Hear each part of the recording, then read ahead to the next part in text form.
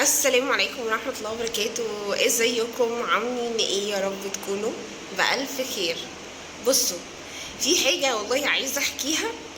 يعني هي مش تعباني نفسيا، بس يعني مش عارفة. يعني المهم انا هحكيها وخلاص.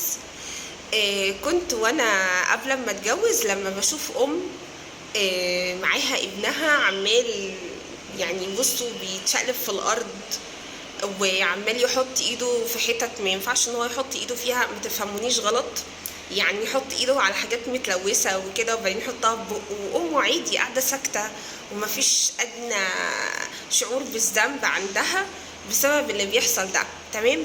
انا بقى كنت بقعد اقول ايه الاهمال ده؟ ايه الامهات العقيمات دول؟ ايه اللي بيعملوه ده؟ ازاي سايبه ابنها كده؟ دي ام مستهتره، دي ام معرفش ايه. طبعا انتوا دلوقتي عارفين انا هقول ايه. اني بعد ما اتجوزت وخلفت اكتشفت انه يعني الاطفال مش بنعرف نعمل عليهم كنترول، بس على قد ما بنقدر نحاول. يعني انا مثلا هتكلم عن نفسي، انه لما بحس ان احنا موجودين في مكان ممكن يكون فيه حاجات كتير يعني ملوثة وابني ممكن يحط ايده عليها، بحاول على قد ما اقدر يعني امسح او اعقم الحاجة دي علشان خاطر يعني الى حد ما يكون في امان. حتة ان هو بقى بيقعد يتشقلب في الارض بقى ويمسح الارض بهدومه والكلام ده بيحصل، وده انا كنت برضو بنقده في امهات كتير، ان انت ازاي سايبه ابنك كده؟ بس برضو يعني اكتشفت ان مفيش كنترول. سيبكوا بقى من اللي انا قلته ده خالص، في حاجه تالته خالص بقى.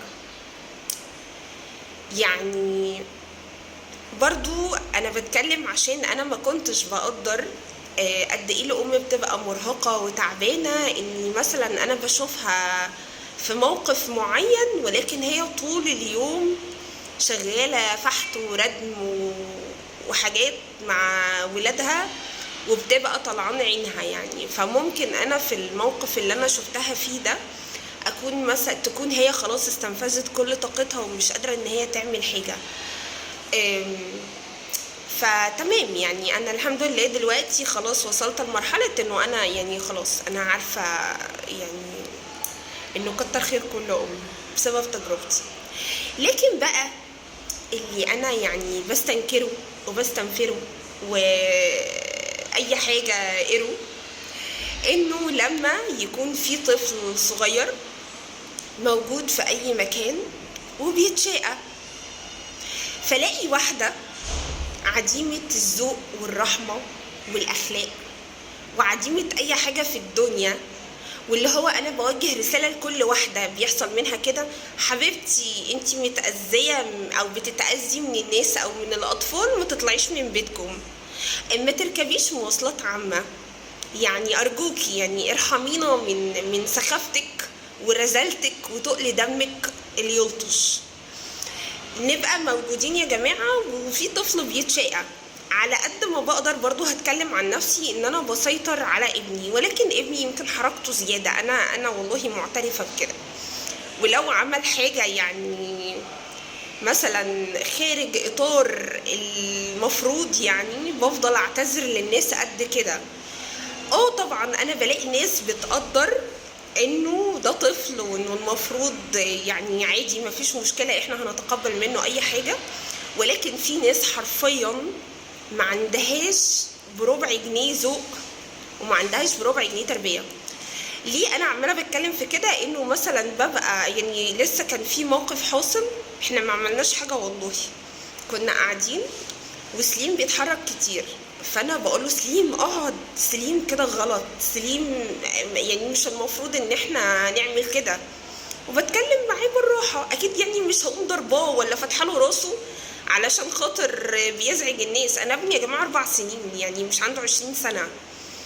المهم واحده بقى كل شويه تقوم بصالي، احنا ما لمسناهاش اصلا، هي حضرتها منزعجه من صوتنا تقريبا، يعني مع اننا ما زعقناش.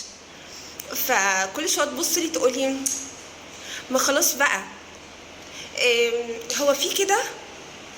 اللي هو يعني اقسم بالله لولا احترامي للمكان اللي انا كنت فيه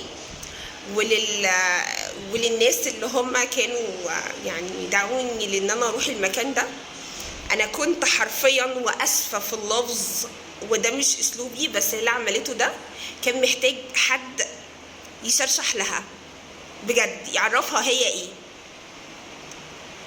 بس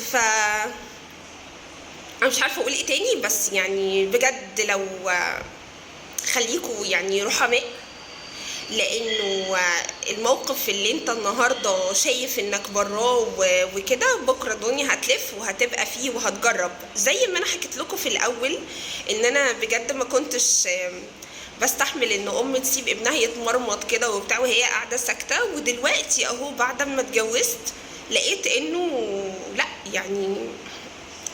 يعني ده بيبقى فوق طاقة الأم حرفيا، وهي بتكون عاملة كل اللي عليها. بس كلمتين يعني حبيت أقولهم بس، والنبي يعني ايه، ياريت الناس ايه تفهم. السلام عليكم.